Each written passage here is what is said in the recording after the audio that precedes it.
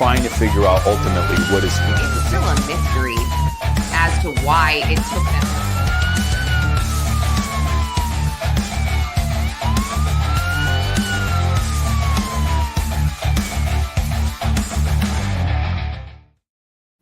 Hey everyone, so sorry about that. I'm Lauren Conlon, and with me as always is my favorite former homicide prosecutor, Jarrett Barentino. Hey Jarrett. Hey Lauren, I thought that was just broadcast, that exchange between you and me where I couldn't hear you. I thought that was live, so no, I'm glad that to know wasn't. that wasn't No, live. no, that wasn't live at all here. But what I'm going to do right now is Alan Jackson is currently, he's cross-examining Jen McCabe, and I do want to pull that up because they are going to break for lunch soon, but I was intently paying attention, and I think some of the people in the chat might be as well. So let me just share that screen so we can watch that together. I had it up on Law and Crime. I'll catch us all the way up to make sure.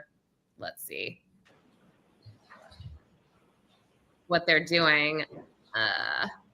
God, that was so annoying. Sorry about that. Hey guys. Hey Jody. Hey Afton. Take a look at that. Try and put that column. You can read that to yourself. Okay, what did I miss? Because I was just dealing with that last 5 minutes. And I think they're going to break soon anyway. Oh, yeah, are they? It looks like they're breaking now. Okay, so I did just miss all of that. Oh my gosh, that was so annoying. Okay, wow. Lally looks like somebody just killed his dog, per usual. Or like I thought, no, literally, he looks like a hostage waiting to be executed or something. Well, like it's not easy. It's not easy for him to watch somebody take the mantle here and move forward on this case. And look, Brennan's doing a much better job. That's not a comment on the merits of the case. Brennan is focused. He is laser focused, I think. No one can look at this and say it's not going better for the prosecution this time around. Doesn't mean it's not going to end in a mistrial. Doesn't mean, Jackson and Yannetti don't have plenty of tricks up their sleeve. And Alessi, I can't forget about him. But I just think this prosecution team is much more focused. Yeah, I mean, the pace is so much better this time. We don't have to hear about the snow 24/7. I mean, I tweeted this morning, and I'm a little confused. I feel like I had to hear about Karen Reed's period a lot. I was like, are they trying to make her crazy? I'm not sure. Oh, MJ, on Young Jerks, he's still doing cross. This is the Law and Crime one is pretty up. Oh, wait. Okay, here we go. Could say I was behind. Okay. I'd have to be. I wasn't looking at my watch that night, so it's very hard for me to give a time. That out. Just off of my memory. I know what I've seen, but. Okay. You did see both Ryan Nagel's truck and Miss Reed's SUV in front of the house at the same time, correct? I saw his lights in my peripheral vision on the left. But the lights are attached to what? The car, but it wasn't out front. Miss Reed's vehicle was out front. Right. When I say in front of 34 Fairview, we're going to talk about the spacing in just a second. I just meant out in front of the house. Correct? Yes, over to the side, correct. Okay. Yeah. Indicating that, and I want to be clear about this, as you're looking out that storm door window, going from right to left, it was Miss Reed's vehicle, correct? Yes. Then Higgins's Jeep. Is that right? His Jeep was in front of the mailbox. Then behind that, was there a space? And then Mr. Nagel's truck, or was the truck right behind the Jeep?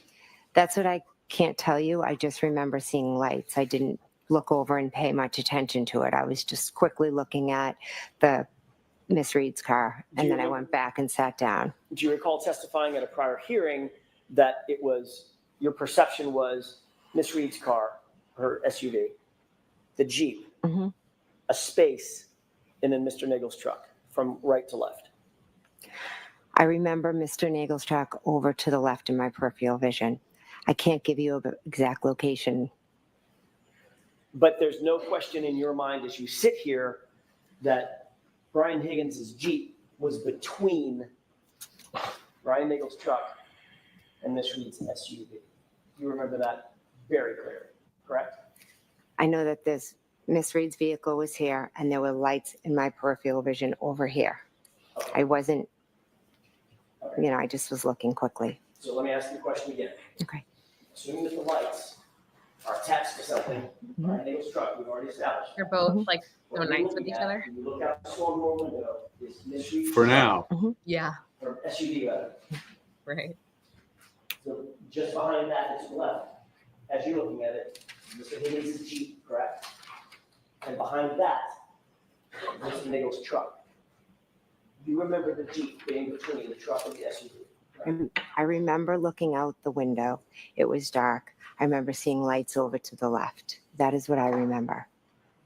Where was the Jeep as it relates to the lights? I'm assuming the Jeep was still parked at the mailbox. You saw it there. Don't assume. 5,000 pounds Jeep, right? It was dark. I wasn't studying outside. It was a quick thing I did. I looked, I saw it, I went back to the table. I feel that. Okay. And I'm asking for what the saw it part was. Let's Yeah. just slow down Oh on my the God, saw. active. Okay. You looked and you saw Brian Nichols' truck. Then you saw Media Higgins' Jeep. training. She or is. something. She is coming across. I agree with Afton's I saw comment. Miss Reed's Totally. SUV parked straight out front, and in my peripheral You know how that vision, I saw happens? lights that yes must have Preparation been with the attached to a truck, prosecution. but I didn't study way. the lineup of cars. I'm sorry. All right. So One of the things, and if I could just talk over this, he keeps asking more the same question. question. He Oh, yeah, commented he's a lot of asking folks. one more question. I think they're going to break. Oh, okay. Yeah. You're asking what I saw when I looked outside. I didn't, and I'm telling you exactly what I saw. It was dark. It Now was Karen's car there, and in my peripheral vision, I saw lights, and then I went back to the table. okay, that's the last question. We're going to break for lunch. All right. So one of the things I've read was that Brennan really didn't deviate from the direct examination questions that Jen McCabe was asked in trial one. And that's to be expected because the material testimony from Jen McCabe came out indirect. That's the script you're going to follow. Those introductory questions, those background questions, they're going to be the same too because that's what's allowed to be asked. A little bit of the background with how she knew John and things of that nature. So that portion of her testimony, as expected, looked very similar. However, she was much more relatable, I think, less angry, less cold, appears that way right now. Now, Jackson wasn't going at her very, very harshly in that particular series of questions. So as you prepare someone, I always tell witnesses this: if you lose your temper up there, you lose. Okay, that's the defense lawyer's job, is to get you unhinged, to get you emotional, to make you look angry and less credible. If Jen holds her ground, stays consistent, and that's her demeanor, she's much more believable in that posture. I agree. I was like, wow, she is holding it together. She was nicer in the way she answered things. She, at one point, I think she was like, oh, I'm sorry. I was just trying to do this. And I was like, oh, that's so relatable. And yes, Alan Jackson is kind of taking it easy. The one thing that I've gathered from her testimony so far is, and I think people in the chat, you will probably agree with me, but we learned that she talked to the feds. And she, according to her, she forgot to tell them something. She just forgot. And they had to call the feds back, or her husband was like, you need to call them back. But in between calling them back, she called a lot of people. He elicited this response from her, Alan Jackson, and his cross, which I thought was really great. And maybe not, maybe not saying you're guilty of this, you're guilty of that. But it's kind of like, if I'm a juror, I'm kind of like, well, that's weird. What, you forgot to tell them and then you called all these people in between. A little weird, right?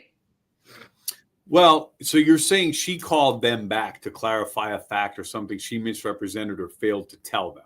The only thing I would tell you is on the positive side of that is she initiated that contact. She didn't wait for them to call her and say something was wrong. That happens. Well, she said her husband was like, you got to call them, like that type of thing. Yeah. Well, but that's fine. I think, to me, I would spin that it makes it more credible. She wants to ensure that it's precise. She wants to ensure that it's complete. So much so, she's calling them. Now, if she called other people to make sure that was a good idea, I mean, you could spin that either way. I would say she was trying to be complete and concise, did not want to leave anything out. And I'm going to be honest with you, sometimes that happens. There are questions they fail to ask. There's answers maybe she forgot to give or a point she forgot to clarify. So that could cut both ways. I think so. I think you're right. And I'm not, like I said, I don't think she looks bad on the stand right now. I think that was kind of, that was the whole interesting thing for me that happened this morning. And I'm sorry, you guys, I have horrible allergies. I have a cold. I am kind of a mess. And look at this. I broke my middle nail. I'm so pissed about that. You guys, ladies, you know what I'm talking about. It's like a day ruiner when you're like, what am I going to do with this jagged ass nail? But anyway, I thought one of the highlights yesterday, I was catching up last night on everything. One of the highlights yesterday was actually when Robert Alessi got Ian Whiffen to admit there was reasonable doubt in the Commonwealth's case. That was phone. I was like, what? He broke it into two questions. Is that reasonable? And is that doubt? Which if he asked him, is that reasonable doubt? I would object and say he's asking him for a conclusion of law. And that objection would be granted. So he would not be allowed to ask that question. I thought that was great. I thought that the new testimony on the phone. So it's like, I almost feel like a juror in this situation. So, the first aspect of the phone testimony I thought was great. The temperature was great. And then when Alessi was done, I thought it was not so great. I thought that that image, here's what you don't ever want to look like, that you're hiding something from the jury. Okay. It's one thing where they test your science. That image where the zone of potential locations of the phone expanded through the house. And it noted that it was not included in his report, makes him look like he hid something from the jury. No one forgets how you make them feel. If they feel like you hid something, that's a problem. And I think of everything. Sorry. What so, do you? Yeah, go back to that. Sorry. So what? The photograph? No, with Ian Whiffen, when you said you think that the jury could possibly think he withheld something, can you just break that down into there what were two photographs that Alessi confronted him with. Yes. Okay. Number one, there was his photograph that had the red dots around where the flagpole was. Then there was a second photograph that came from their report that was not presented in court the second time around, or the another amended report, where there was a white zone of possible locations of the phone that went well into the house. Okay. Not the whole house. If you look at the circle, it kind of cuts through the front, could be anywhere in the house.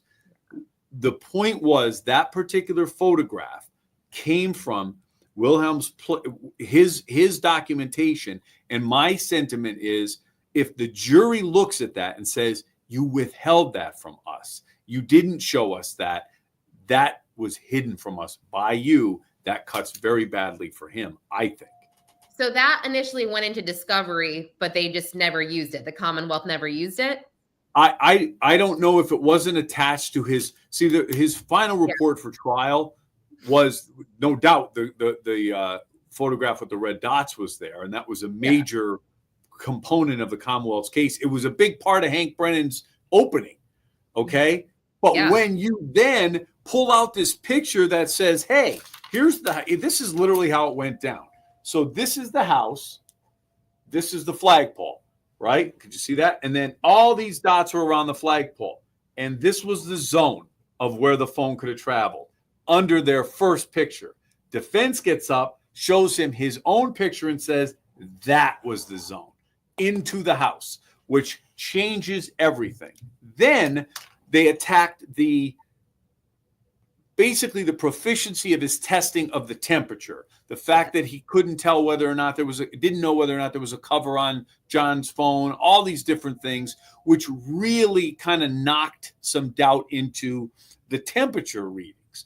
All on their face were great evidence. Like if you looked at that and you said, wow, this was missing in the first trial. We've limited the area of where John O'Keefe's phone, which we're assuming means John, his phone didn't get dropped, right? We're just assuming that much. Was all in the area of the flagpole. The temperature never really changed. It was cold. It would have changed had he gone inside. Great, powerful evidence. Brennan referenced it in his opening. They took that apart on cross. That's a concern. Alessi dismantled that. And also, there was something else that is a little confusing to me as well. And I still want to go back to that one picture he brought up. But really quickly, I thought they did a good job of saying, well, the location accuracy is not as great once you turn Waze off, which in my mind, I was like, oh, that's actually a really good point. So they couldn't really figure out how many steps John took exactly or where he was exactly.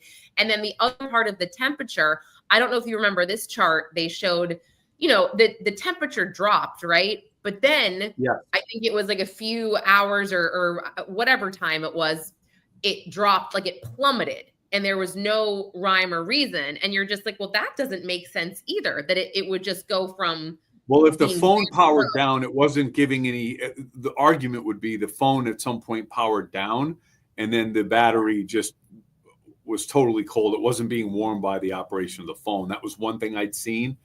Okay. The one thing that's amazing from all of this, though, Lauren, is how about the amount of data that could be extracted from a phone? Oh my God. It's unbelievable. And the only thing I'll say, I've used Cellbrite. I've used their extraction reports in many presentations at trial. The only thing I will say is why it's difficult to work with. The data that's extracted is so large that Cellbrite is habitually a slow program and very difficult to use. So you have to wait till images generate, and it shuts down all the time. I hope they got it together. I haven't used it in over a year, but that was always my problem with Cellbrite. I knew underneath the surface all this powerful information was there. It just drove me crazy trying to navigate it.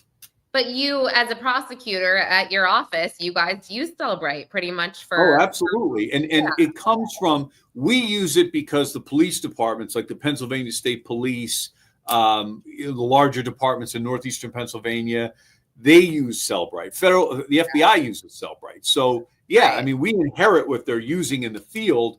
That's what we have to work with when we're reviewing the file, turning it over in discovery, which is also typically we were giving these not towers, but like it's too large to fit on a thumb drive. You'd have to give them their own database to provide that in discovery too. Yeah. And it's just, I always go back to this because it's always made me laugh with everything. It's like, hey, listen to Cellbrite, except for in this case. And by the way, the case coming in right after this, you're going to have to listen to Cellbrite, and after that, and after that. And then here we have Ian Whiffen, who no longer works for them. And he's like, oh, use this program I created. I don't find him to be the most credible. I actually found the Commonwealth's other witness, Jessica Hyde, to be a bit more credible than Ian Whiffen, because I think. Oh, sorry. Go ahead. No, that's it, really, from the first trial. But we haven't heard from her yet. But I guess just with Alessi and with what you said with that him withholding that paper image and not showing that this could have possibly happened with the dots over by the house. That is very weird, So I don't know why. I don't know if he intentionally withheld it, but that's a dark feeling to leave the jury with. The other thing I'll say about Whiffen was I liked. He's the guy that you would have had from Cellbrite because he did those tests and everything else. I thought he was, like I said, he was strong and direct. Mm-hmm. He was susceptible and vulnerable and cross, and it wasn't great. I have to tell you, and I'm sure you know that. I don't think I have to tell you it wasn't great. It wasn't. No. Yeah, definitely. No, like, oh gosh, this, I will say, wait, let me go to the chat. Any update on the Lauren? Sorry, Ron. We are Lauren Taylor AG case. That's a case that we have discussed, but we're probably not going to go over that today. So I don't have any updates there. So, Lauren, the other point I wanted to make about the very first conversation you and I ever had at Gotham Studios in New York when we talked for the first time with Karen Reed, and you introduced me to the Karen Reed case. Yeah. Thank you. I appreciate that. But but the one question you asked me was about the Haas Long to die in the snow or in the cold. Yeah. Sir. And that was another big point of contention with Whiffen. my very first reaction when you asked that question was, it doesn't necessarily mean that search was made at 2:27. It could have been hours later. It all has to do with internal clocks and when things were established. So it looks like that is more so coming out this time. But again, he was vulnerable to cross on that as well. So I don't know. I'm looking forward to some additional experts coming. The ARCA group is in. I knew that was going to happen. I think nobody was shocked by the fact that Judge Cannone allowed them in. I thought Brennan was great on his voir dire of them. What? But at the same time, he was great. He was a piece of I thought it was good. Language. What? No, that was so rude. There was no reason for that, Jarrett. Remember, there was no jury present, and it got to the judge. Thank you, Sue. I did become a fan. I did become a person that is more intrigued by this case and less annoyed. But you got to remember one thing: Brennan's performance with voir diring ARCA was not in front of the jury. He is showing how upset he was. That stuff about deleting the text was not good for the defense. And so the judge, but at the end of the day, you cannot deny Karen Reed access to those experts. Here's why. It came in through the federal report. They were kind of dumped in their lap. Yes, there were conversations. Here's the thing. They will be cross-examined extensively on that report. And all of that is fair game. If Brennan wants to talk about those texts again, he can do that. He can say, look, you've been talking to these guys for months. You didn't provide us with those notes. Why not? You deleted them. It's because you didn't want us to see them, right? And he's going to hammer that point away. And what did we say? Jurors don't like to feel like you're hiding something from them. Yeah, I guess like going back to this whole deleting thing, we've got witnesses that allegedly delete stuff. Now we're talking about experts, and I don't know everybody's phone habits. I know my own phone habits. I delete stuff sometimes. I would say when I've got some weird, creepy Google searches that I find weird, like if I don't know, I was Googling somebody. But Lauren, here's the thing. When the very nature and the amount of contacts between Jackson and his team and the ARCA boys, right, is an issue. He said there were 100 texts, around 100 texts that vanished. That is, they may have been talking about logistics, and that's entirely possible, but that is something that they'll feel strange about that. It's not going to be great. But you could also argue like 100 texts or whatever is like, did you do this? Yeah. When? Tomorrow. Like, fine. And I mean, I just personally watching that voir dire was very uncomfortable for me because I felt like Brennan was really badgering him. And this guy on the stand is just like, I like when he kept saying, like, I'm a salaried employee. I really, like, I don't have any skin in the game. I don't know what, like, I just felt like he had nothing to hide. You know what I'm saying? Like, that was how I took it. I don't know. I guess you took that differently, which is fine. And maybe I just didn't think it was super shady. I did not. I don't think he, well, I liked when he called him Alan, and then he said he would have called him Mr. Brennan. There's little things like that to me, there was a lot more contact here than was originally revealed. Now, was that an intentional misrepresentation? I don't know, but it certainly rattled the judge. It jumped out at me. And when he said how many texts were there? 10, 100, 1,000? And he said 100. I was surprised. I was like, wow, that's a pretty good amount of texts. I mean, and again, this guy is just trying to be truthful, not hide anything. And he's guessing as well. So I don't know. I just felt like if Brennan treats him, Dr. Wolf, any type of way like he did without a jury present, with the jury present, I think it's going to be a really bad look for them, just because this guy, Dr. Wolf, is, we're going to see not only will they be able to testify exactly what they testified in the first trial, they also are going to be able to basically dismantle what the Commonwealth's expert will say with their accident recreation. So I forget the name of their accident recon guy, but they're having somebody come in, not just Trooper Paul, and ARCA has access to this accident recon, and they are going to dismantle it. So I really do feel like they are going to be killer for this case. And again, if Brennan is hostile with them and this guy is up there with his smile, his dimples, and his, just his knowledge, it's going to look really bad for the That's why I pointed out, and it's worth noting that exchange, although it was pretty intense, was not in front of the jury. And it's another point, and I think people see it. The second the jury walks out of that room, everybody takes on a little bit different of a persona. Like when the jury would walk out in cases I've had, like your shoulders drop, you sit back, you're a little bit more real, like Karen Reed, everybody. So when Brennan is performing in front of the judge, he's playing a different role. He's feigning anger. Well, I don't even think he's feigning. I think they're legit. They're pissed off that the contacts between ARCA and the defense weren't properly represented.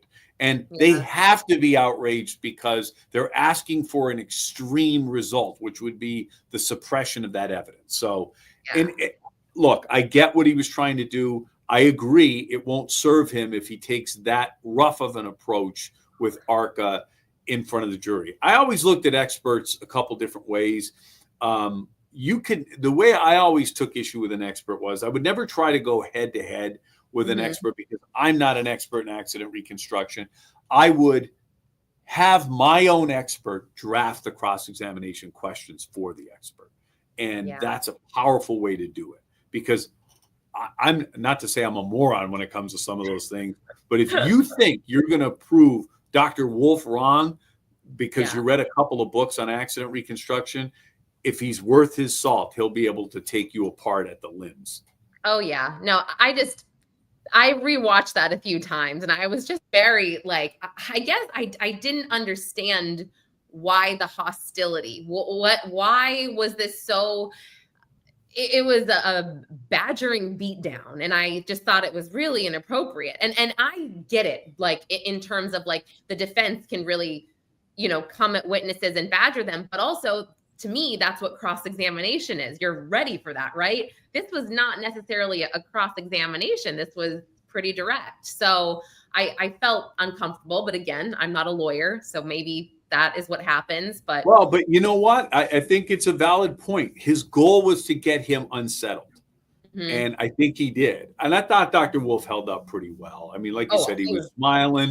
Yeah. He was pretty chill. I think he was talking about his kids at one point. I think he got that in the conversation about him and Jackson were talking about something about Dr. Wolf's kids. And I thought he was pretty humanized. But at the same time, Judge Cannoni is not thrilled with this situation. She all but said it. I love when she called, when she said to Alessi, "You won this thing." He sat right down. If you saw that, like any good lawyer knows, when you hear what you wanted to hear or what you're asking for, shut up. Yep, totally. I mean, I think I think that trial 2 so far, like we've been saying, I think the pace is a lot better. It's going a lot faster. One thing that I do want to point out, if I was a juror, that I thought Hank did a decent job of with, eliciting this from Jennifer McCabe and whoever, I feel like they were able to paint Karen screaming so much. They kept saying this over and over again, and if I'm a juror, I'm going to be, I guess, listening and paying attention. Well, she was screaming so loud that my husband woke up. And well, why was she screaming so loud? I guess if John didn't come home that night, I know that it's not normal for John to come home, not to come home, not to be with his kids. So she thought the worst. But I just mean, I can see the wheels possibly turning in their head the more they paint Karen out to be this, she's losing it because because she knows she did it and blah, blah, blah. Again, I don't know what the jury's thinking, but you know what I'm saying? I think there's part of that, again, if we don't see her as a murderer but a fast backer-upper when she's angry, Mhm. and strikes him thinking he gets knocked down, maybe gets into the house, he's fine. And then she's processing all this in her head, potentially. Here's the part that you and I have never discussed this part, but I've seen it discussed. She knew exactly, at least according to Jennifer McCabe, exactly where to go and saw John O'Keefe in that spot. I know you said that that area is not as big as it looks in pictures. It's Yeah. snowy. He's covered with snow there. The fact that she went right to that spot tells me she knew he was there. And I think that's like, these are things that really jump off the page to jurors, because in your experience in life, you're like, well, how did she know to go right there? Why, if you wouldn't naturally see or think, why would she think John is in that part of the yard in the snow? I can't remember how they crossed with that. How did they cross Carrie with? I don't remember that, but or Jen in the last trial. But Sue said, her being drunk contributed to her expressiveness and possibly overreaction, which I agree. We can all agree that even she has said, I probably drank a little bit too much. She said she had her wits about her. But yeah, everybody's a lot more emotional when they're drunk. And maybe she really did feel guilty because she was screaming at him and she was sending him hate text messages. So nobody wants, your significant other to not come home after you've hate texted them and sent them all these horrible voicemails. So it could be a little bit of that too. I wonder what the jury is thinking throughout all of this. But I feel like the reasonable doubt is being sprinkled everywhere, just like it was the last trial. And we're just getting started. The last thing I want to say about Reed really quickly is that the way that they are having the order of these witnesses, like the fact that they went to 34 Fairview without hearing that Brian Albert did not come out of the house type of thing is a little weird to me. Before they heard from all the different witnesses at the party that they did not see a body, or John O'Keefe's body in the snow. I felt like that was a little strange, I guess. And then, having Ian Whiffen testify first, that was an interesting move, but I guess all strategic on the Commonwealth's part. Well, sometimes it comes down to availability of witnesses too. But here's what I also think. Yes, they're sprinkling that reasonable doubt. Really, the only thing Brennan can take to this case is, we said, a better expert than Paul, okay, and his trial strategy and ability. That's what he brings. And what does that mean? That may mean he's deciding to call witnesses in a certain order, so it keeps the jury's focus on different points on different days. Oftentimes, the rule of thumb is like, tell your story chronologically if you can, or put your experts together, but then you run the risk of jurors being asleep for 3 days. If you have experts that are more drudgery than now, I don't get me wrong. I think the expert testimony to date in Reed trial 2 is compelling and interesting, but there are experts that can be very boring. So a lot of the decision that goes, so Brennan is in the driver's seat now. He gets to make that decision. Why he's doing those things is because he wants the jury focused on certain things at certain times. That's something he brought to the table, where Lally was the kind of guy who was like, put them on, get it going, keep it moving. I didn't feel like there was a lot of that. What, if any? So he wasn't a storyteller. He was not a storyteller. And that's part of, hey, you and I have been on productions and sets, and that the goal, it's very much the same thing.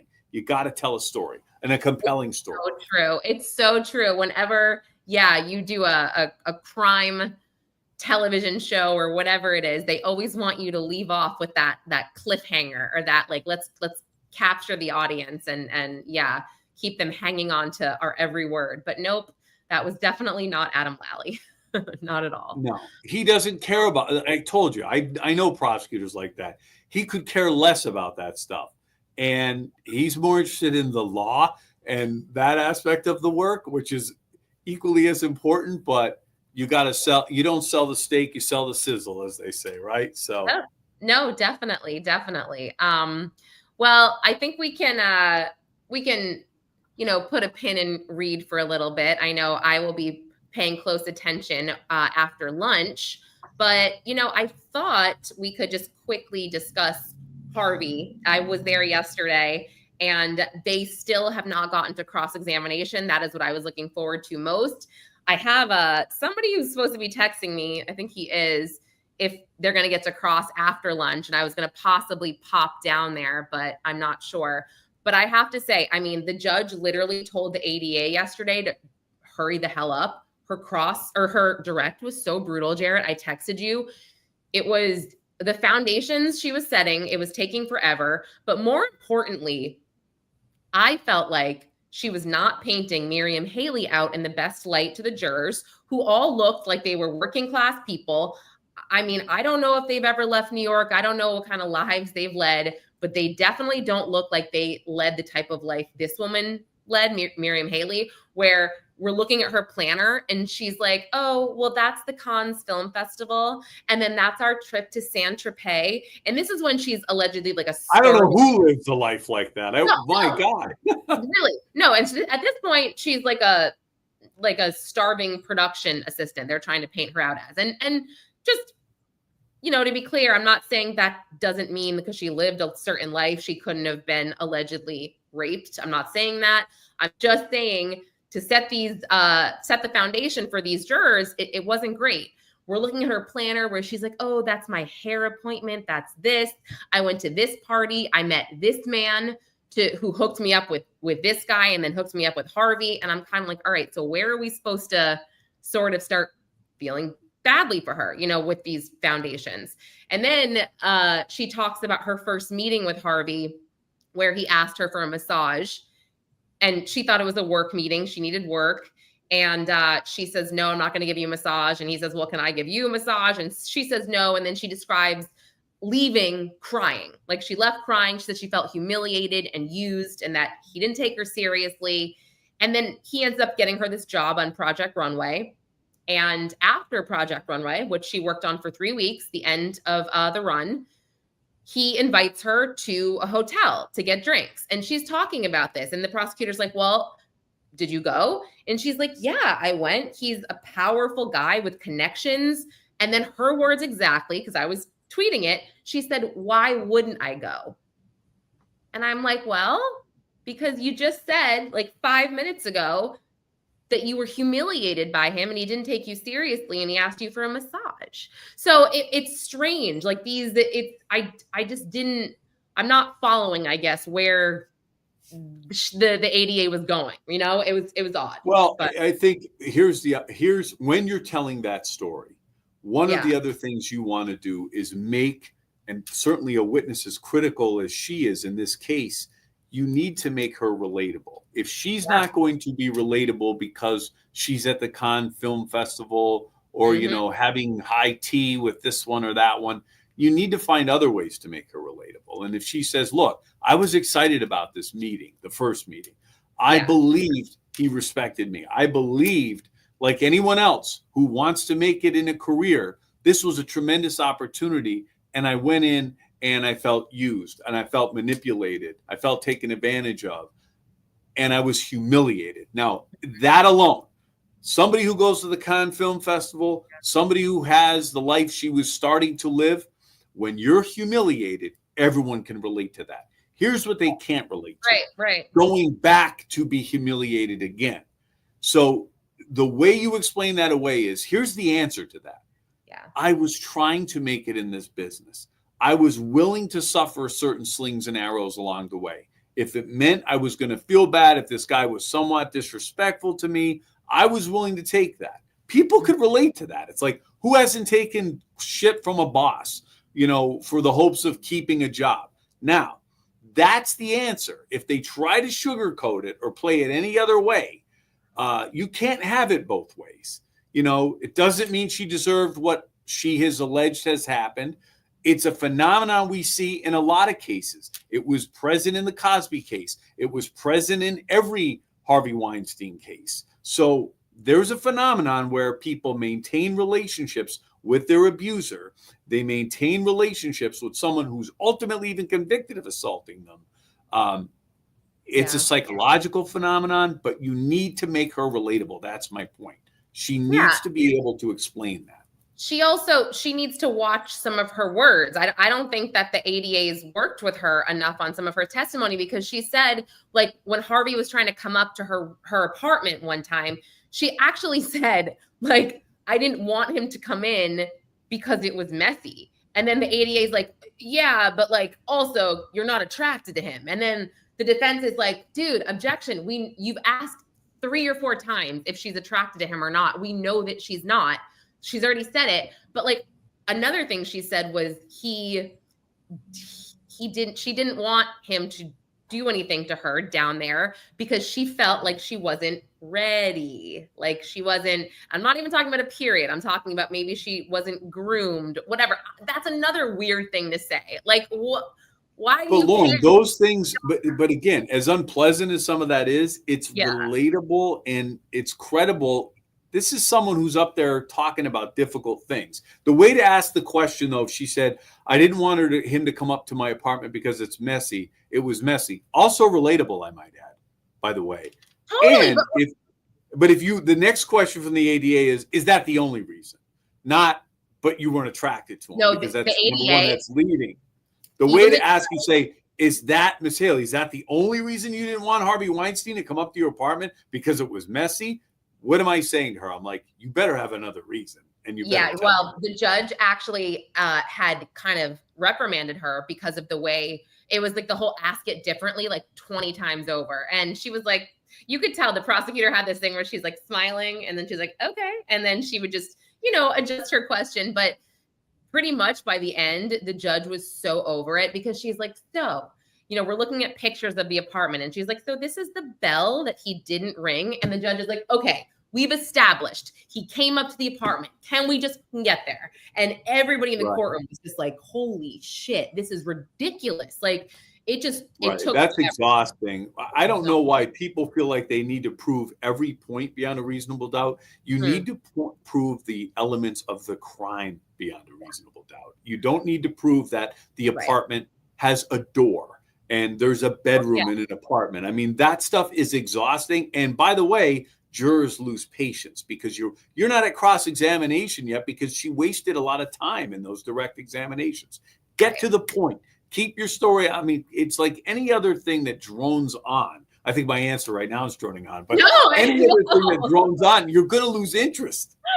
No, it's just funny because I was like, all right, this direct will take about 2 hours. I was like, we'll break for lunch. We'll get to, it was like, I can't, I wish I lived closer because I would, I could pop over easily, but I am waiting for a text to see what goes on. And then if something goes on, great. But I have a feeling that because I can't go over there tomorrow. So I'm like, damn it. The whole reason I wanted this. I used to say to co-counsel if they were going too long, like, bring it in for a landing. Let's go. While we're young, everybody or I would say to the defense lawyer, like, what are you doing? This is, you're like, and just to kind of just nudge them and it would rattle them a little bit. Like, bring it in for a landing. Let's go. Right. Grow up. Let's move on. And then they would have, Miriam say things like, well, maybe Harvey felt bad because of X, Y, Z. And like the defense is like, stop saying that he feels bad. Like, what are you doing? Like, it's not like, and then the judge would be like, just focus on how you felt. And it was kind of like, this happened multiple times. It was, I don't know. It was just not great, but. And again, some witnesses, no matter how much you prepare them, nerves set in. She's up there talking about very difficult and embarrassing things. She's in the presence of Harvey Weinstein again. Arthur's there staring at her. I mean, it's pretty intimidating. Richer, Jarrett, millions of dollars richer. But no, not that didn't happen. I'm just saying after. But assume for a moment everything she's saying is true, just for the purposes of this point. And like I've had a 12-year-old little girl testify in front of the man she watched execute her own mother. Like you sit in this intimate, small setting and all you see is that person. So if what she's saying is true and Harvey Weinstein assaulted her, that's all she sees. And that's why she's trying to say, maybe he felt this way. She in her mind is justifying things. She's trying to put it all together again in his presence. So it's jarring to be there. And Weinstein's an intimidating guy. I mean, he was I love that the guy was a rock star in Hollywood.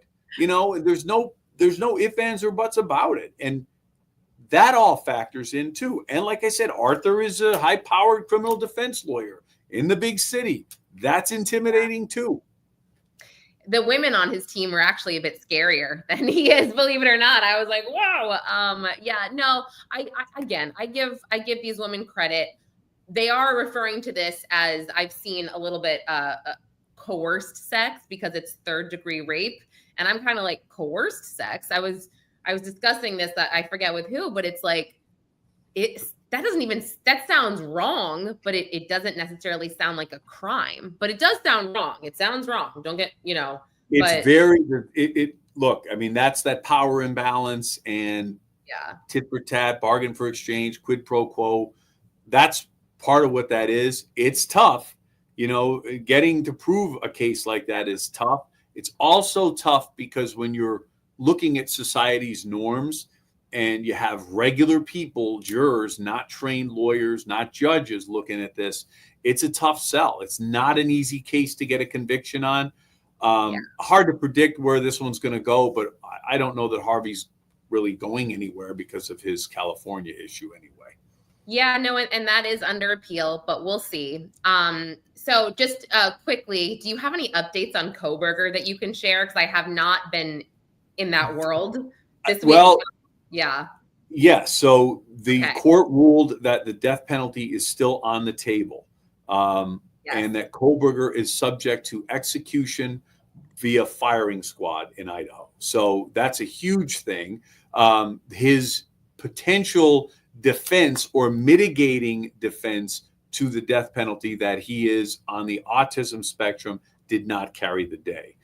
No surprise there, but here's the thing. Two things have taken the wind out of the sails of the Kohberger defense. Number one, their big motion in this whole case was that IgG technology that they used to get back to Kohberger through the back door and through consumer genetics was not going to carry the burden to get to probable cause for an arrest. That ship has sailed.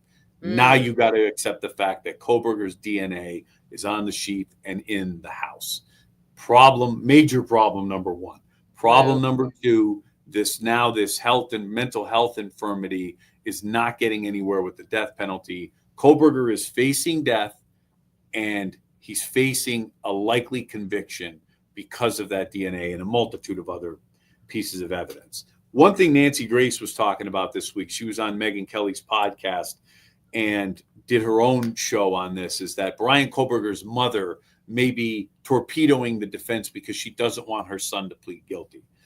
Brian Kohberger does not listen to his parents. Brian Kohberger is a loner by all accounts. He doesn't care what mommy says. He is taking a trial. He's never going to admit to doing this, whether it means he faces the firing squad.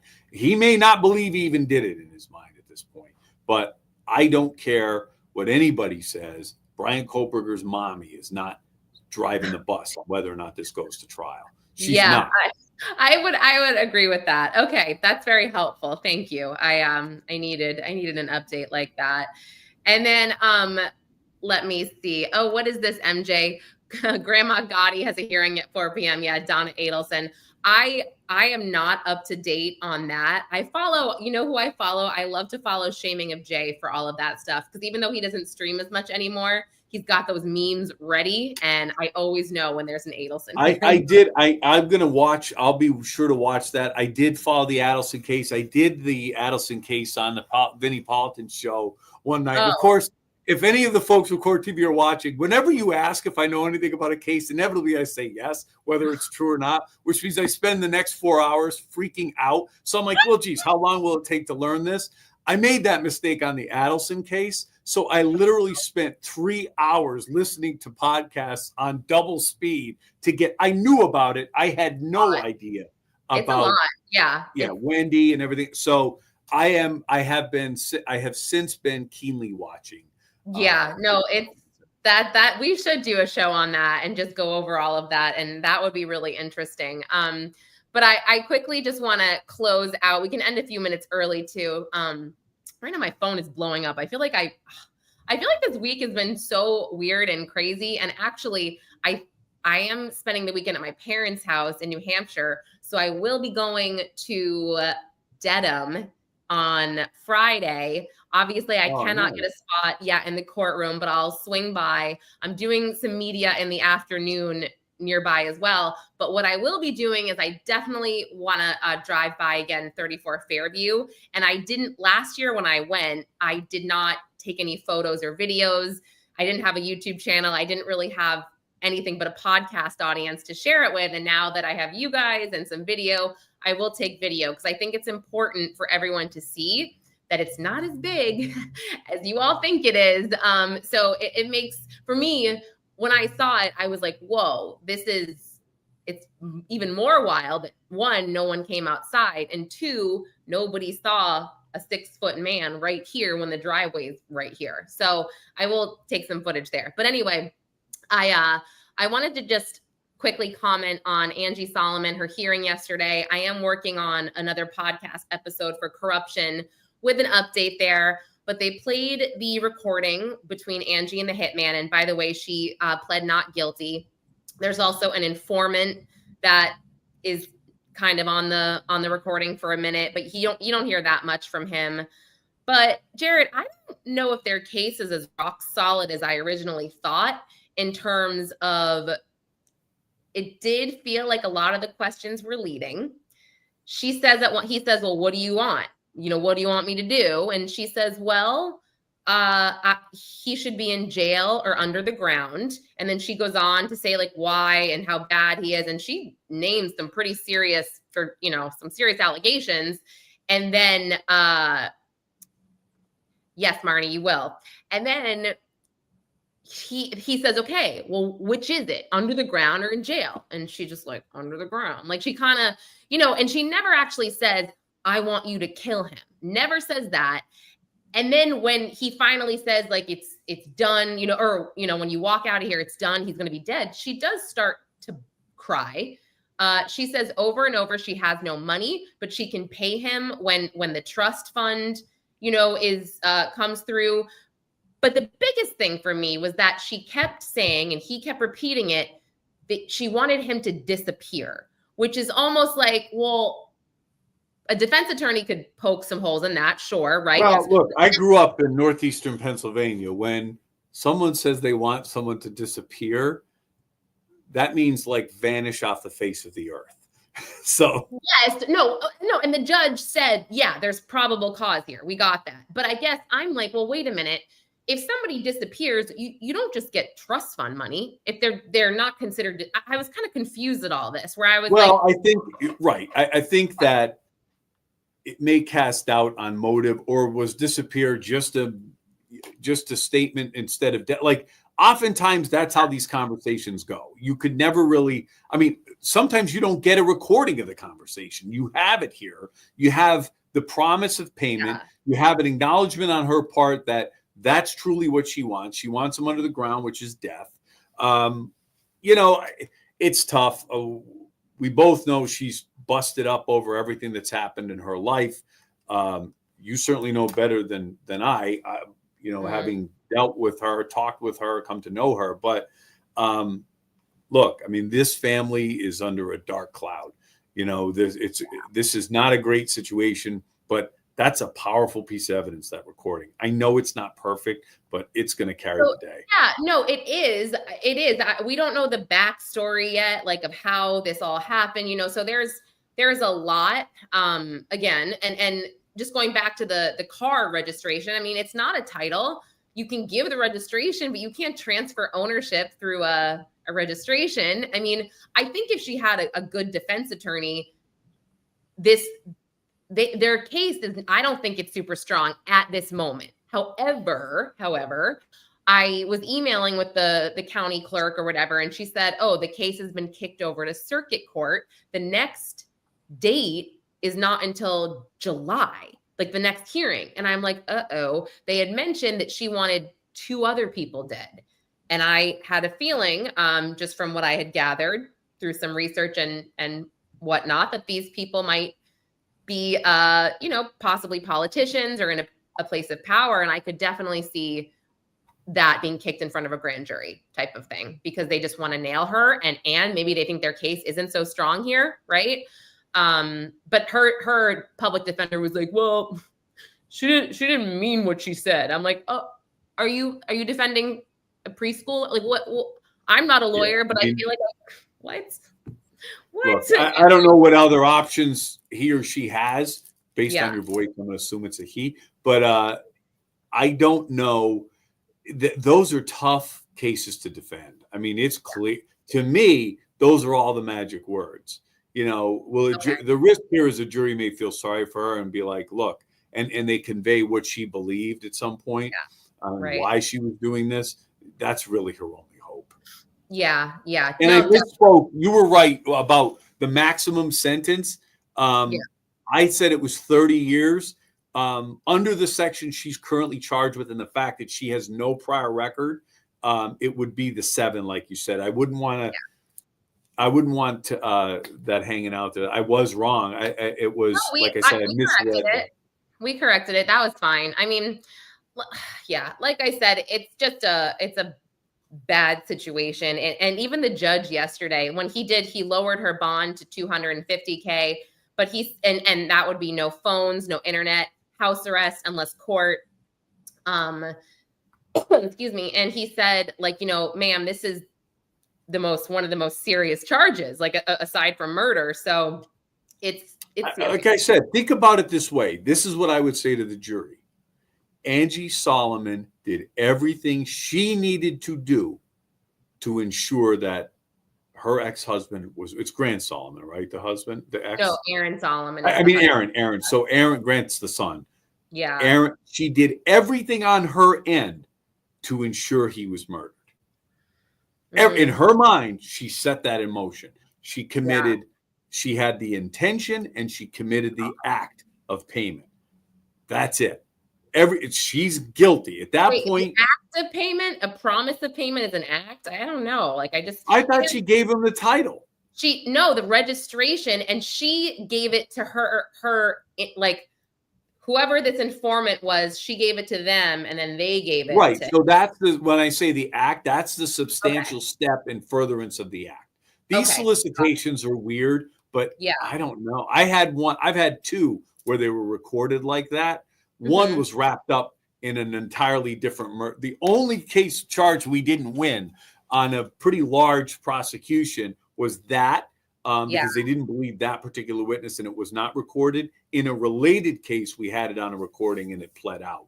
But oftentimes, for those of you watching that are going to be soliciting the murder of your exes or anything, if you're talking to a stranger, chances are that stranger is an undercover member of the state police or federal government. How many times does that happen, honestly? But anyway, all right. Well, on that note, I am praying for Gracie. I feel so bad for her. And Karen, we love you. Catch up for sure. And I will I'll see everybody a little bit later, I'm sure, in a chat for Karen Reed. And I'll do a video, I'll go live, or I'll do something when I'm in Massachusetts on Friday. I'm trying to think if anything else. Yeah. You'll hear from me. I'll be bopping around the next couple of days with some coverage. So we'll Jared, be watching. Yeah, and hopefully you and I will be able to connect next week as well for this. So. You got it. I'll be in my yard mulching, trying to get rid of a pile of mulch that was dropped in my driveway. I've been working from the driveway. Good times. All right, bye everyone. See you later. Happening. You're trying to figure out ultimately what is. It's still a mystery as to why it took them